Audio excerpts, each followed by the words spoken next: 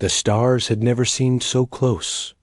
Commander Jake Morrison stood on the bridge of the Starship Liberty, watching the swirling colors of hyperspace fade away. After 3 months of travel, they had finally reached Alpha Centauri, the first human mission beyond the solar system was about to make history.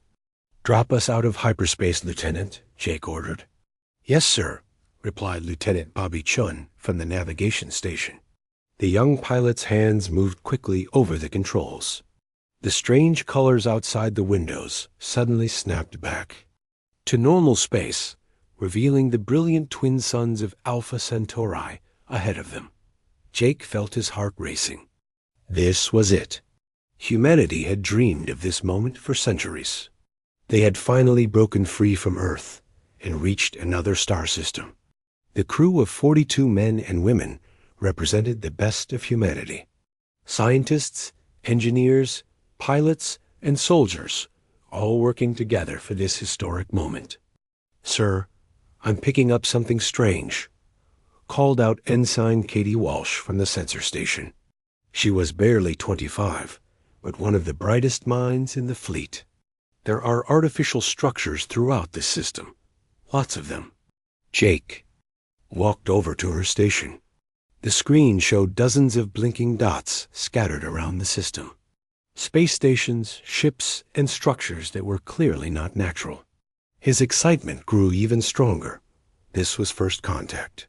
Humanity was not alone in the universe. "Try to establish communication," he ordered. "Standard first contact protocols." Dr. Lisa Harper stepped forward from her position near the science stations. She was Earth's leading expert on alien life, though until today it had all been theory. A tall woman with graying hair, she had spent her whole career preparing for this moment. "Jake, we should be careful," she said quietly. "We don't know their intentions or capabilities." Before Jake could respond, the ship's communication system came to life. A voice spoke in perfect English, though with a strange musical quality that made it sound almost like singing. "Human vessel, you will halt immediately and prepare to be boarded." The bridge fell silent. Jake looked around at his crew. They all stared back at him, waiting for orders. He straightened his uniform and stepped toward the communication panel. "This is Commander Jake Morrison of the Earth Starship Liberty. We come in peace, seeking dialogue with any intelligent species we might encounter. Your intentions are irrelevant. Human, you will comply with our instructions or your vessel will be destroyed." Jake felt a chill run down his spine. This was not how first contact was supposed to go. He looked at Dr. Harper, who shook her head with concern. "May I ask who we are speaking with?" Jake tried to keep his voice calm and diplomatic. "I am Chancellor Veltar of the Galactic Coalition. Your species has been observed and evaluated. You are primitive and violent. You will return to your home system immediately." The main screen flickered to life, showing the image of an alien being. It was tall and thin, made of what looked like living crystal. Its body glowed with a soft blue light, and where a human would have eyes, there were 2 bright points of white light. When it spoke, the crystal surfaces of its face shifted and changed. "Chancellor Veltar," Dr. Harper stepped forward. "I am Dr. Lisa Harper, Earth's representative for xenobiological contact. We would very much like to establish peaceful relations with your coalition." The alien's glowing eyes focused on her. "Dr. Harper, your species' history shows nothing but war and violence. In the past century alone, you have fought 2 global wars and countless smaller conflicts. Your military technology advances faster than your social development. You are not ready for galactic civilization." Jake felt anger rising in his chest, but he forced himself to stay calm. "With respect, Chancellor, every species has a violent past.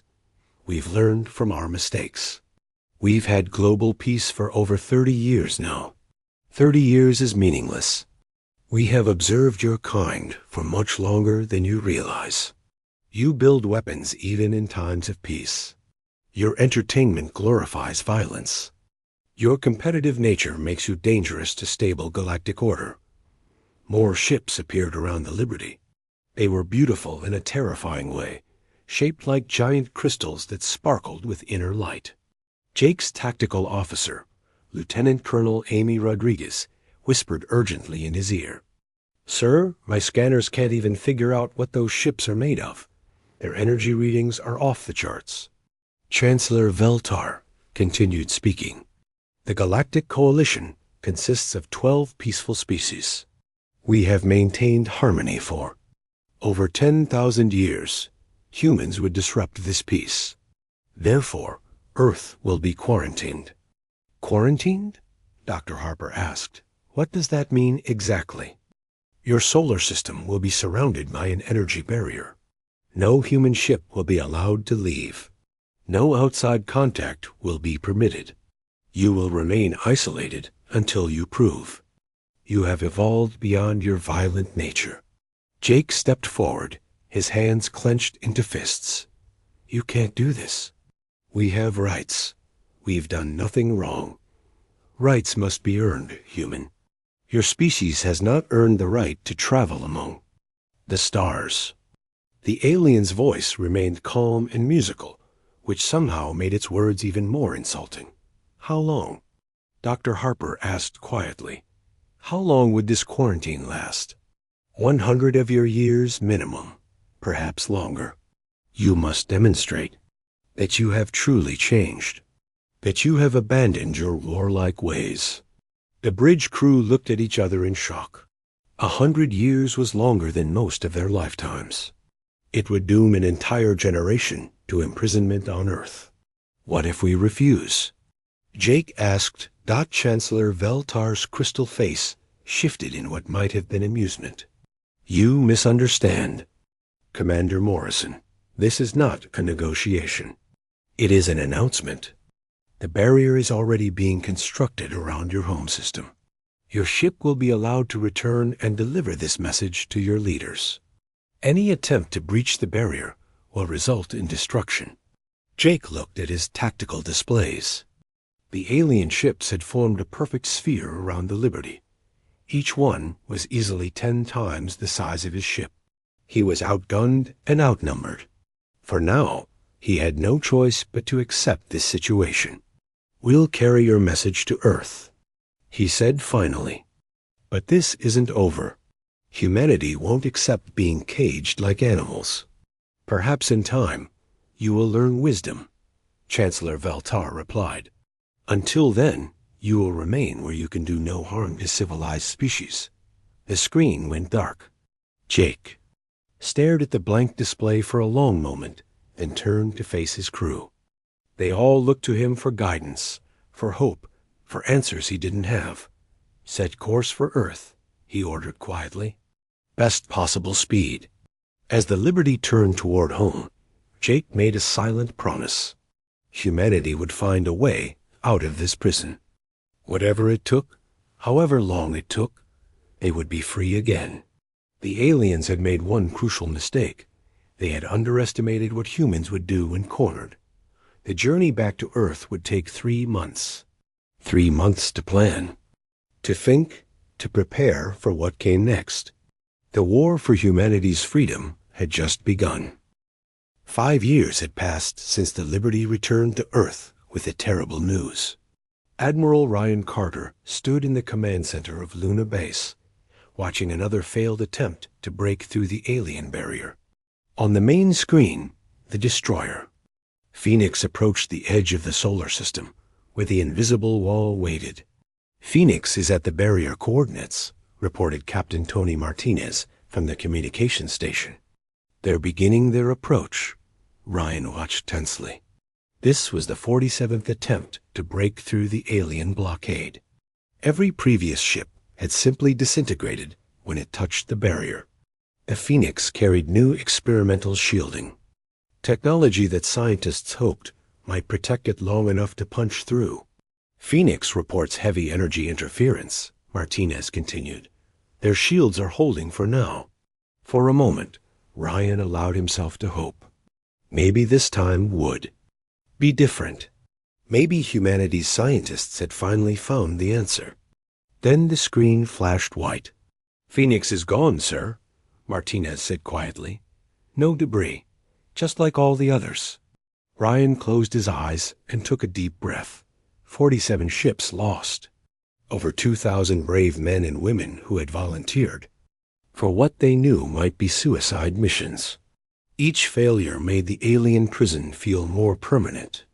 "Any word from the surface about the latest incidents?" Ryan asked his aide, Lieutenant Commander Susan Blake. "Yes, sir. The aliens hit 3 more military bases this morning. Peterson Air Force Base, Norfolk Naval Station, and Fort Campbell. Same pattern as before. All weapon systems disabled, no casualties, but complete equipment failure." Ryan nodded grimly. The aliens weren't content to simply keep humanity trapped. They were systematically disabling Earth's military capabilities. Every time humans built new weapons or defenses, mysterious energy pulses would render them useless. It was as if the aliens could see everything humanity did. "Sir, incoming transmission from New Olympus Research Station," Martinez announced. The screen changed to show Dr. Kevin Walsh, a thin man with wild gray hair and tired eyes. He had been working non-stop for 3 years on the Mars archaeology project. Behind him, Ryan could see the sterile white walls of the research facility. "Admiral Carter, we've made a breakthrough," Kevin said, his voice filled with excitement. "You need to see this immediately. Can you transmit the data?" Ryan asked. "No, sir. This is too sensitive for any transmission. The aliens might intercept it. You need to come to Mars personally." Ryan frowned. Kevin wasn't the type to waste time on dramatics. If he said this was important enough to risk a trip to Mars, it probably was. "I'll leave within the hour," Ryan decided. "Keep whatever you found completely secret until I arrive." 3 days later, Ryan stood in the underground complex beneath the Martian surface. Dr. Kevin Walsh led him through corridors carved from red rock, past laboratories filled with strange equipment and ancient artifacts. "We've been excavating this site for 2 years," Kevin explained as they walked. "At first, we thought it was just another dead alien civilization. But the dating results changed everything." They entered a vast chamber filled with towering machines that hummed with quiet energy. The technology looked both ancient and incredibly advanced. Crystalline displays showed star maps and data streams that Ryan couldn't begin to understand. "Kevin, what is this place?" Ryan asked, staring at the alien machinery. "That's just it, Admiral. It's not alien at all." Kevin's voice was barely above a whisper. "The DNA traces we found, the biological markers in the control systems, even the ergonomic design of the interfaces. This was built by humans." Ryan stared. At him, "That's impossible. Humans have only been on Mars for 20 years. Not these humans," Kevin said. "This complex is over 2 million years old. There was a human civilization here, long before recorded history. They had technology that makes our current science look like stone tools." Lieutenant Colonel Amy Rodriguez stepped out from behind one of the machines. She had been on Mars for 6 months, helping with security for the dig site.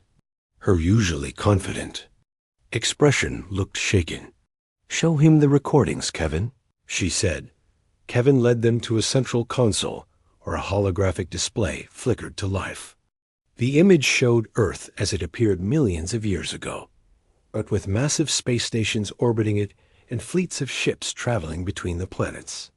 "The ancient humans weren't just on Earth," Kevin explained. "They had an empire that spanned half the galaxy. According to these records, they were the dominant species for over 50,000 years." "What happened to them?" Ryan asked. "We're still piecing that together. But it seems they encountered something that made them voluntarily give up their empire."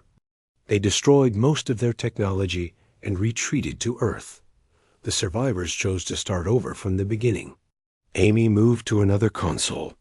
Admiral, there's something else. The computer systems here are still active. We've been communicating with an artificial intelligence that's been waiting for us. Ryan felt a chill run down his spine. Waiting for us? A new voice filled the chamber, deep and mechanical, but somehow unmistakably human. Greetings, Admiral Carter. I am the Ares Protocol. I have been dormant for 2,847,392 Earth years, waiting for humanity to rediscover their heritage. You're an AI built by the ancient humans? Ryan asked. Correct. I was created to preserve the weapons and knowledge of your ancestors. The Zephyrians and their coalition are descendants of species that rose to power only after humanity's withdrawal.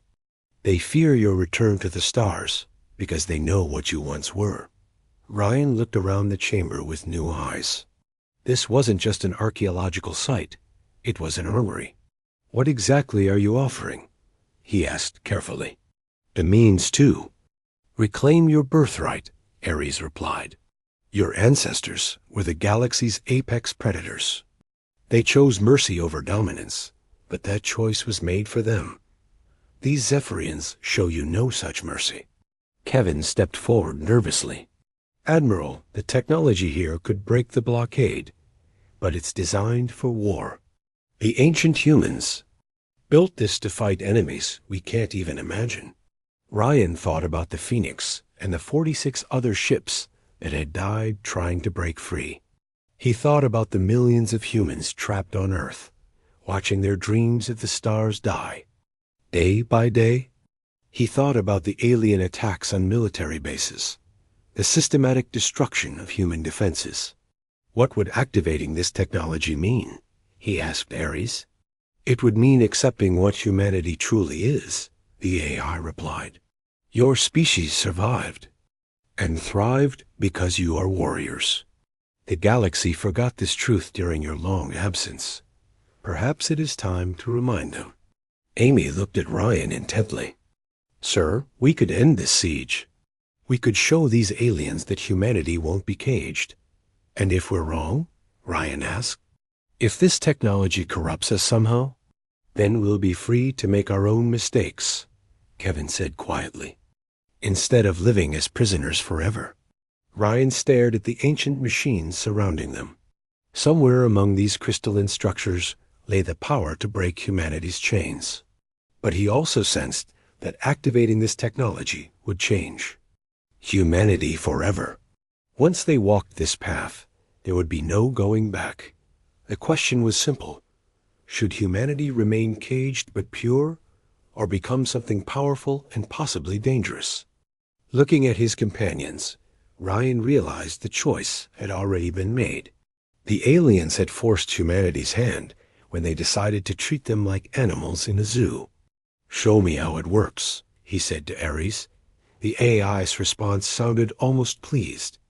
Welcome home, Admiral. Let us begin your true education. 2 months after Admiral Carter's visit to Mars, the ancient complex had become humanity's most important secret. Dr. Kevin Walsh worked 8-hour days trying to understand technology that seemed impossible. The crystalline machines responded to human touch in ways that modern science couldn't explain. Dr. Maria Santos carefully brushed dust from another section of carved wall deep in the underground chambers. As the chief archaeologist on the project, she had uncovered thousands of symbols and images that told the story of ancient humanity's rise and fall. Each discovery was more incredible than the last. Kevin, you need to see this, Maria called from across the excavation site. She stood before a massive wall covered in detailed carvings. I think I found something about why the ancient humans gave up their empire. Kevin hurried over, followed by Lieutenant Ben Foster, the military engineer assigned to study the ancient weapon systems. The three of them stared at the wall, which showed scenes of great battles among the stars. Look at this sequence. Maria pointed to a series of images. The ancient humans weren't just warriors. They were protecting something. These carvings show them fighting against machines, not other living beings. Machines? Ben asked, studying the carved images more closely. You mean like robots? Not exactly, Maria replied. More like a plague of artificial intelligence that consumed everything in its path. The ancient humans stopped their expansion to fight this threat. They sacrificed their empire to save the galaxy from total destruction. Kevin nodded slowly as he examined the carvings. That would explain why they retreated to Earth. They weren't running away from responsibility. They were choosing to guard against something even worse. Deep in the complex, the Ares Protocol had been teaching Selected humans how to interface with the ancient technology. The process was strange and sometimes frightening. Humans who worked closely with the AI began developing enhanced reflexes and tactical awareness that seemed almost supernatural. Captain Jake Morrison, now promoted to Admiral after Ryan Carter's recent retirement, experienced these changes firsthand. When he touched the ancient control systems, information flowed directly into his mind. Star charts, weapon specifications, and tactical knowledge from 1,000,000 battles became part of his thoughts. The integration is proceeding faster than anticipated, Ares explained as Jake stood in the main control chamber. Your species retains genetic memory of these systems. The knowledge was never truly lost, merely dormant. What exactly are you doing to us? Jake asked, feeling the strange tingling sensation that came with each session. I am awakening what your ancestors built into your very DNA, Ares replied. Humans were designed to interface with these weapons. Your nervous systems, your reflexes, even your aggressive instincts were shaped by millions of years of warfare among the stars. Lieutenant Ben Foster had been working on understanding the ancient ship designs. The blueprints showed vessels that seemed to blend organic and mechanical elements in impossible ways. When he tried to explain the technology to other engineers, they looked at him like he was speaking in riddles. The ships aren't just built, Ben told Kevin during one of their daily briefings. They're grown. The hull materials respond to the pilot's thoughts and emotions. In battle, the ship becomes an extension of the human nervous system. That sounds dangerous, Kevin replied. What if the pilot loses control? According to the records, that never happened. The ancient humans had perfect symbiosis with their vessels.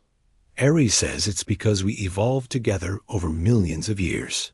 Meanwhile, on Earth, the political situation was becoming desperate.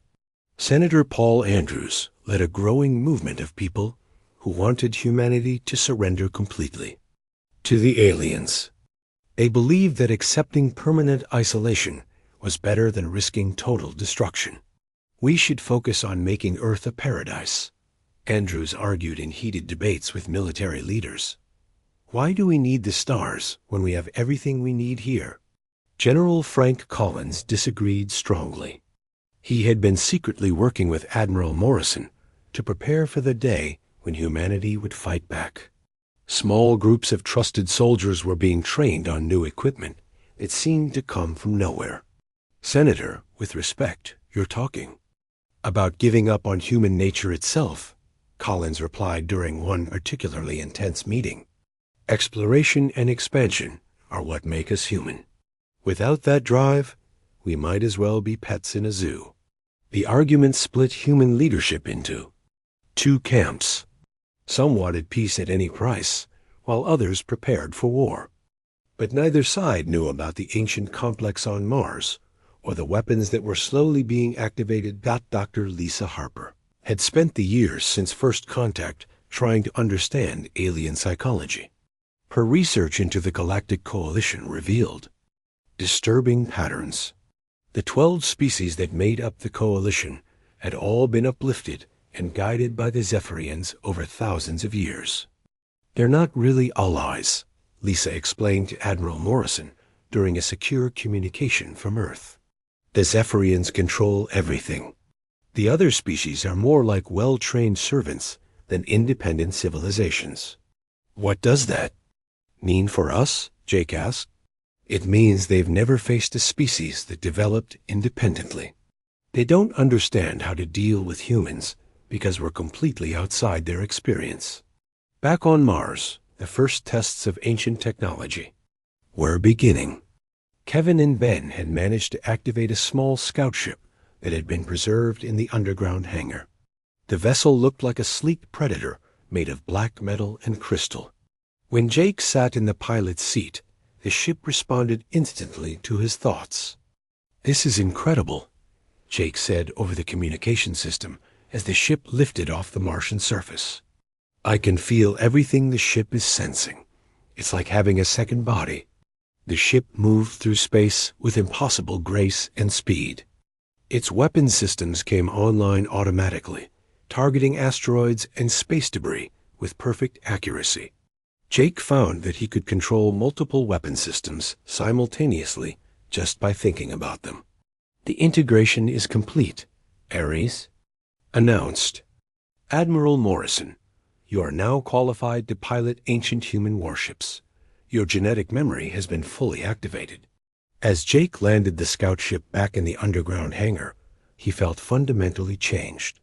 The knowledge and instincts of 1,000,000 generations of human warriors now lived in his mind.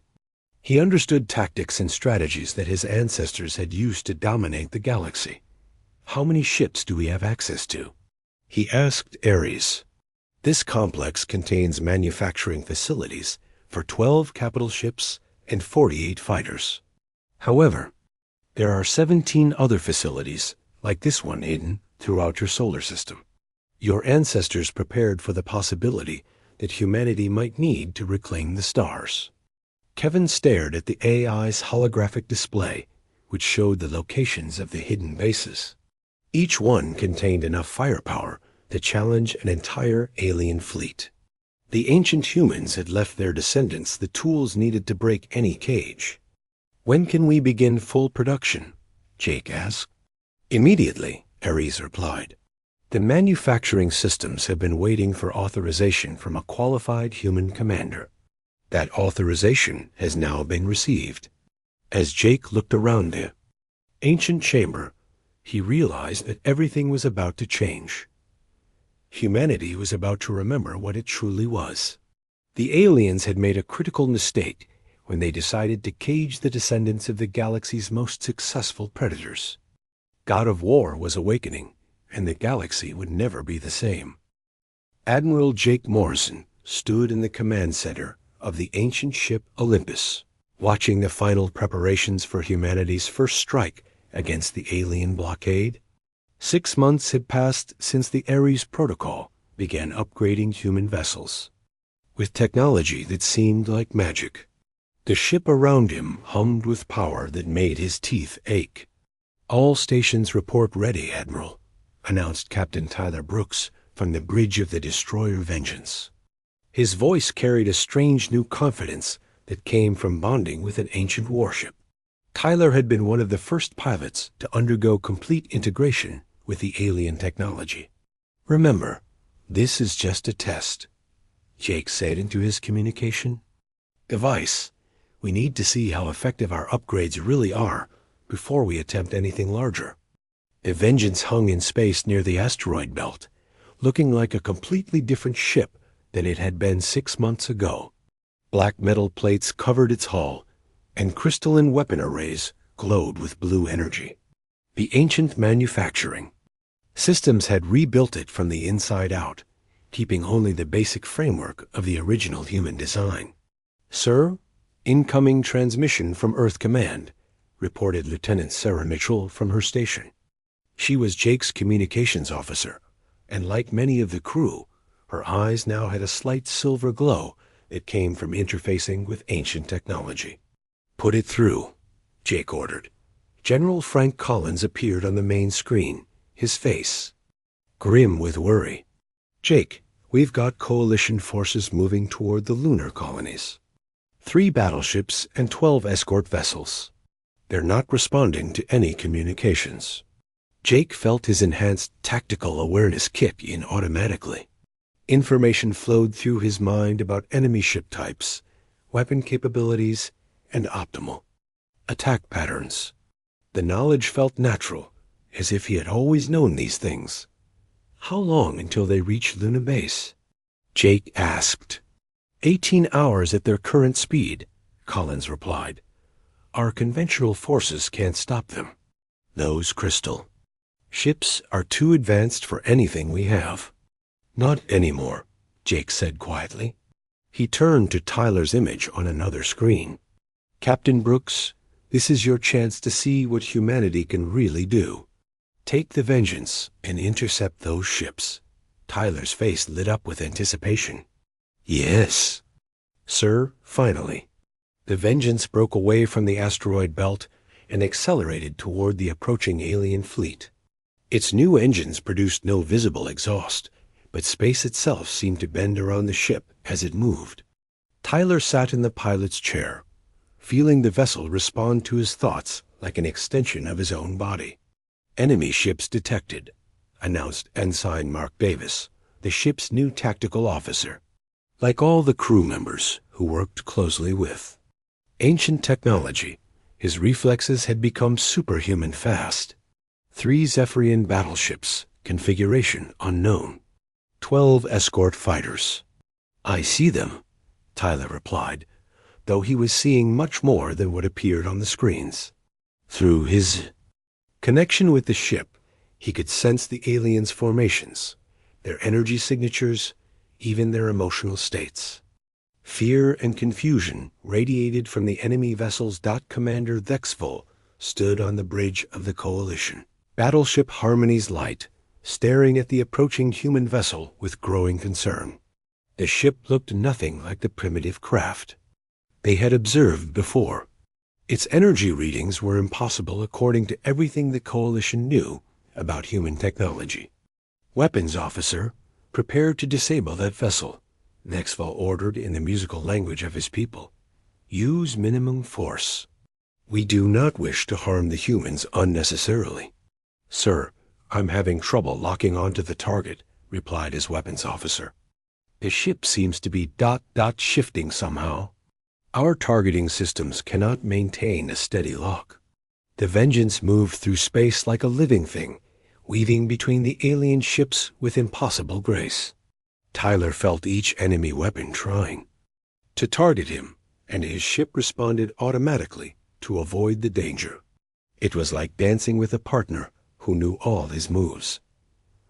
Weapons are charged and ready, Mark announced.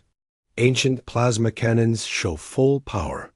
Fire, Tyler ordered simply.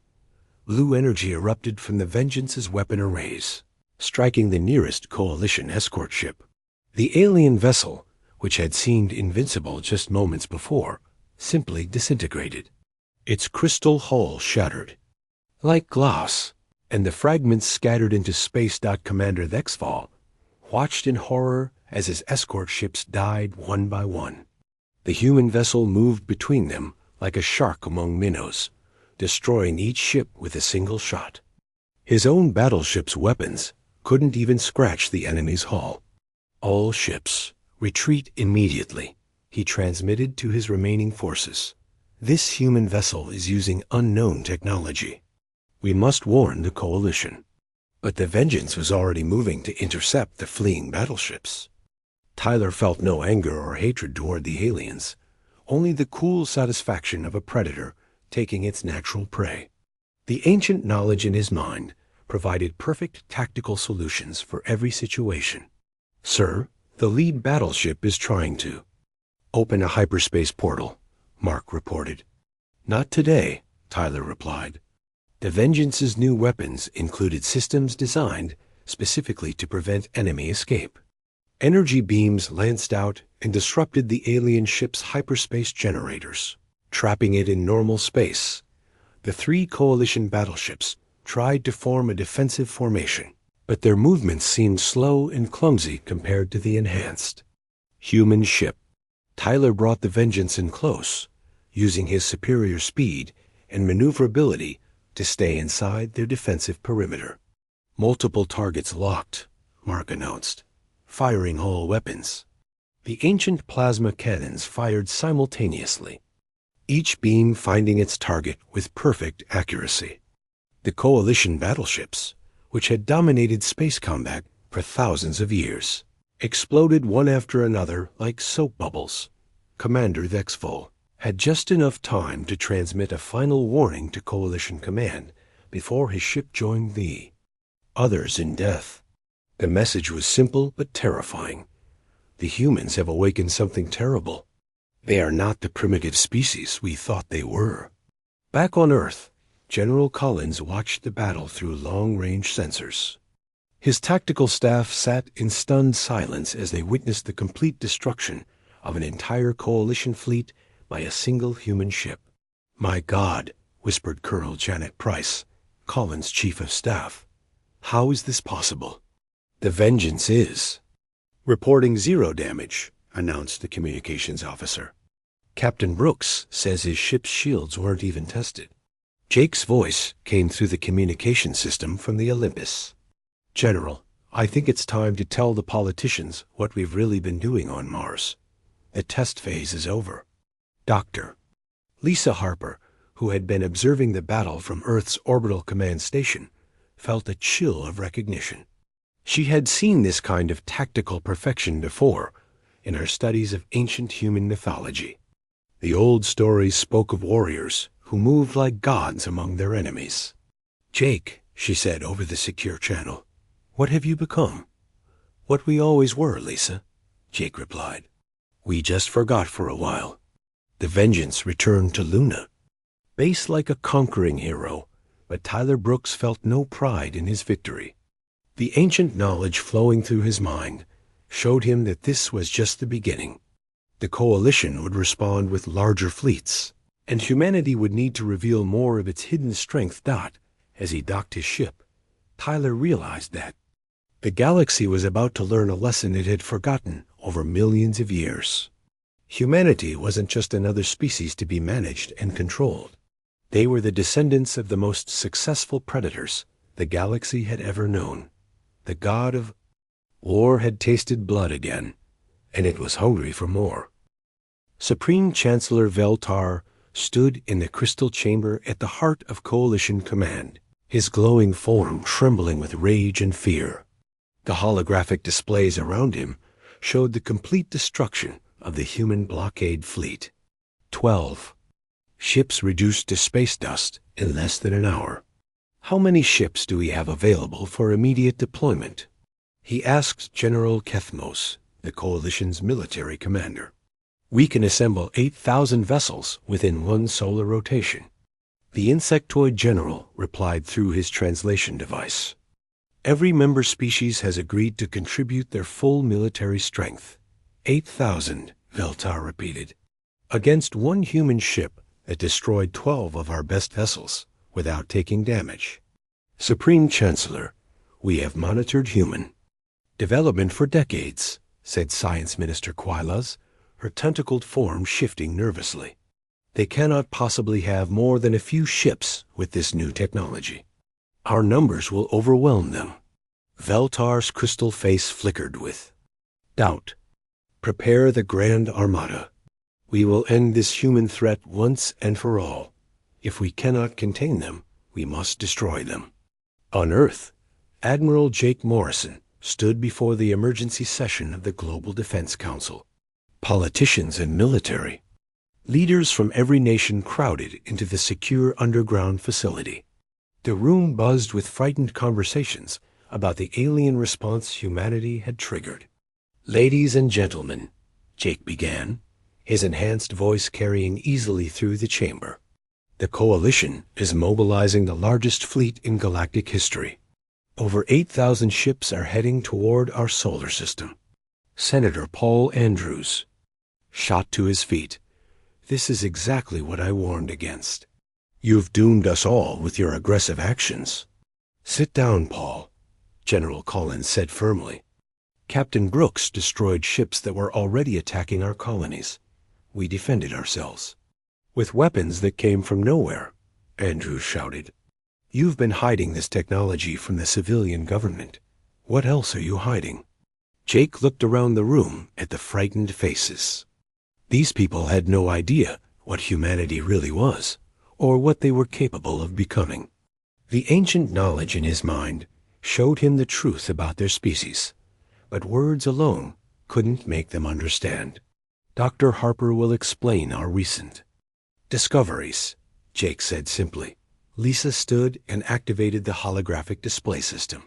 Images of the Martian complex appeared, showing the ancient human technology and the manufacturing facilities that were now working at full capacity. We found proof that humanity once ruled most of the galaxy, she began. Our ancestors built an empire that lasted 50,000 years before they chose to retreat to Earth. The technology we're using now is our own heritage, not alien science. The room erupted in arguments and shouting. Some politicians accused the military of lying, while others demanded to know why this information had been kept secret. Through the chaos, Jake felt his enhanced senses picking up details about each person's emotional state and intentions. Enough, he said quietly, but his voice somehow cut through all the noise. The room fell silent as everyone turned to look at him. The Coalition fleet will arrive in 6 days.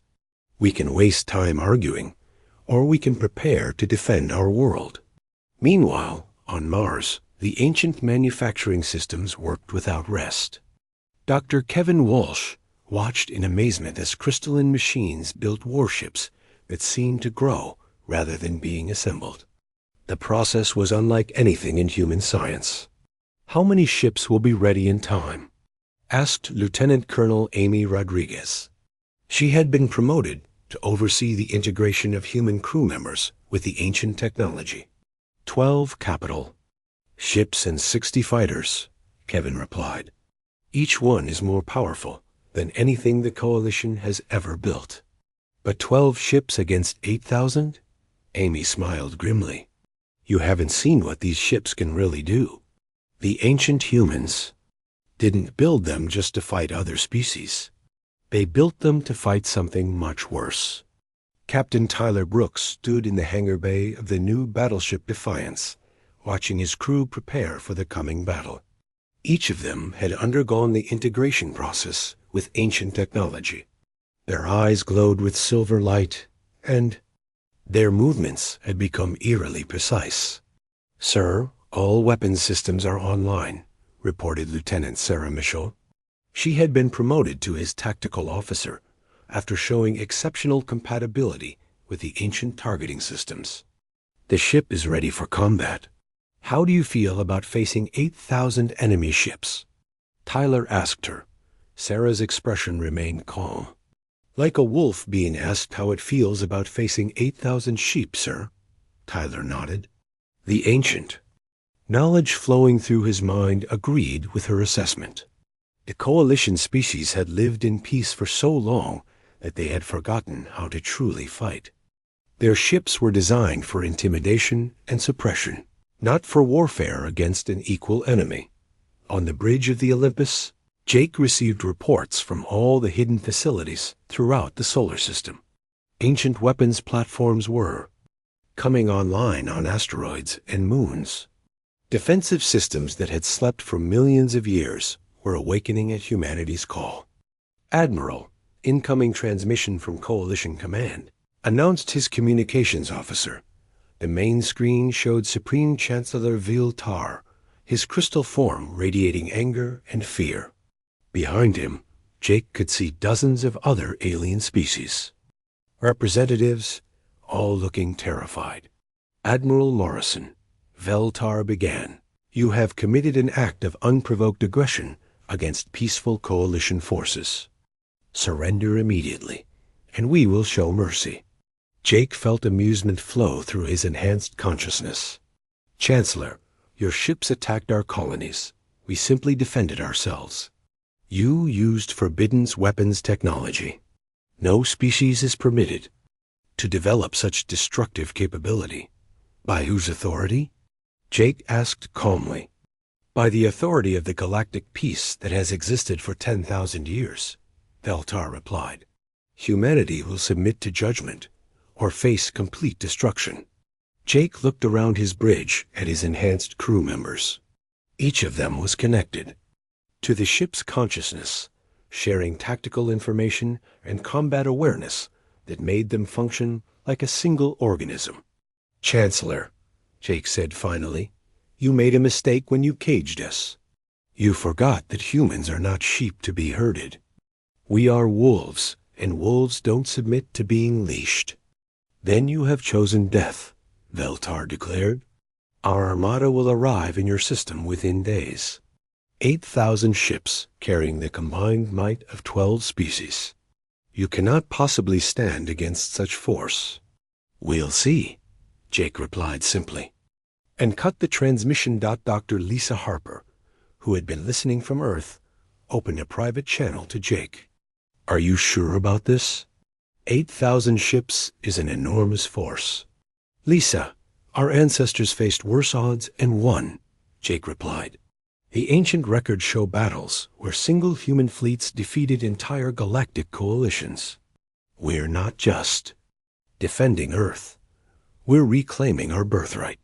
As the coalition armada approached the solar system, humanity made its final preparations. Ancient weapon systems that had protected the galaxy for millions of years prepared to defend it once more.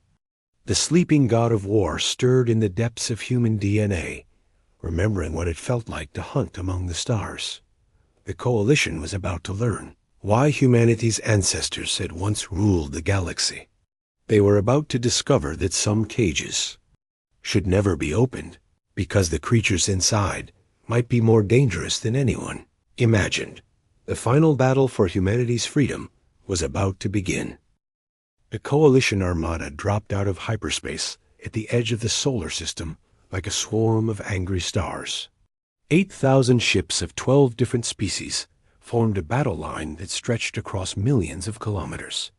Supreme Chancellor Veltar stood on the bridge of his flagship Eternal Harmony, watching the tactical displays with grim satisfaction. Begin the advance, he ordered. All ships maintain formation. We will show these primitive humans the price of defying galactic order. Admiral Jake Morrison stood in the command center of the ancient battleship Olympus, feeling the consciousness of every human ship through his enhanced neural connection. 12 capital ships and 60 fighters against the largest fleet ever assembled. The odds should have been terrifying, but Jake felt only calm anticipation. All ships report ready, Admiral, announced Captain Tyler Brooks from the Defiance. His voice carried the cold confidence of a predator about to hunt. Remember, we're not just fighting for Earth, Jake said over the fleet communication system. We're fighting for humanity's right to exist among the stars. Our ancestors built these ships to face impossible odds. Today, we find out if we're worthy of their legacy. Lieutenant Colonel Amy Rodriguez commanded the fighter squadron Fury, her enhanced reflexes already syncing with her ship's targeting systems. Around her, 59 other pilots prepared for a battle that would determine humanity's fate. Each of them felt the ancient warrior instincts awakening in their minds. Fury Squadron, this is Fury Leader, Amy transmitted. Stay tight and follow. My lead, these aliens have never faced human fighters before. Let's show them why our ancestors ruled the galaxy. The coalition fleet moved forward in perfect formation, their crystal ships gleaming in the light of Earth's sun. Supreme Chancellor, Veltar felt confident that sheer numbers would overwhelm whatever mysterious technology the humans possessed. 8,000 ships could not be defeated by 12, no matter how advanced. Human ships detected, reported his tactical officer. 12 large vessels and approximately 60 smaller craft. They're moving to intercept our advance. Veltar studied the tactical display.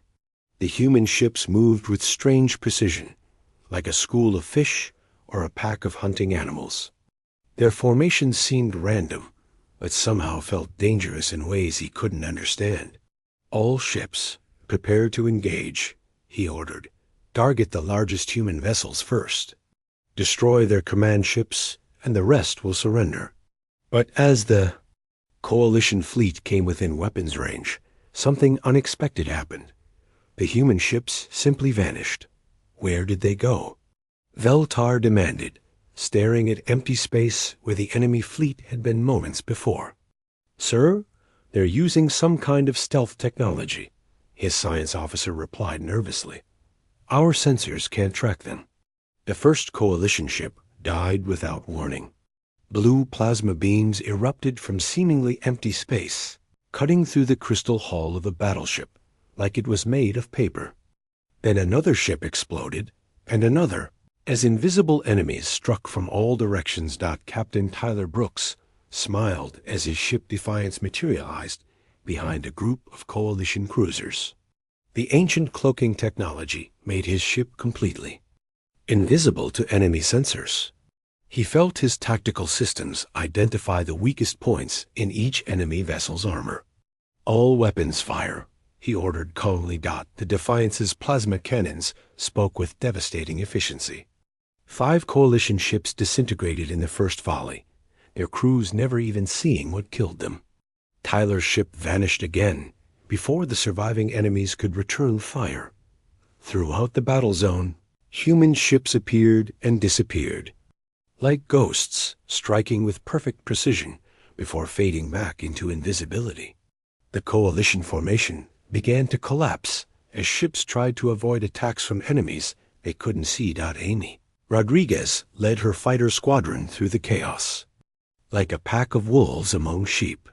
Her enhanced reflexes let her dodge enemy fire that should have been impossible to avoid. The other pilots followed her lead, their movements synchronized through their shared connection to the ancient technology. Fury 2. 3 enemy fighters. On your tail? Amy called out. I see them, Fury Leader, came the reply from Lieutenant Dan Carter. His fighter spun impossibly fast and destroyed all 3 pursuers with a single burst of plasma fire. The Coalition pilots had never faced enemies like this. Human fighters moved with inhuman speed and precision, striking from angles that should have been impossible. Their weapons cut through Coalition armor like it didn't exist.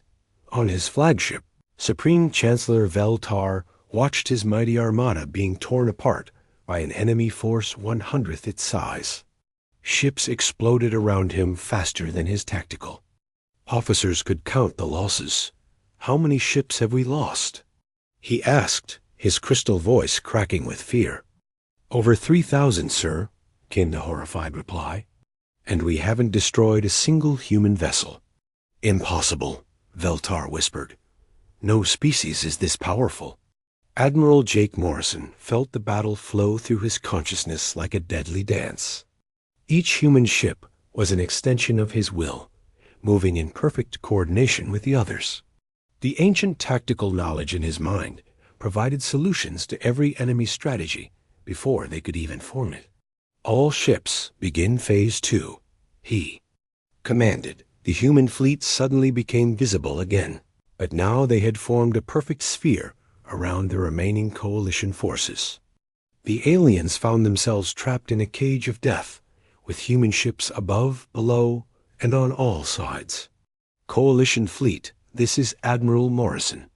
Jake broadcast on all frequencies. Surrender now, and you will be spared. Continue fighting, and you will all die.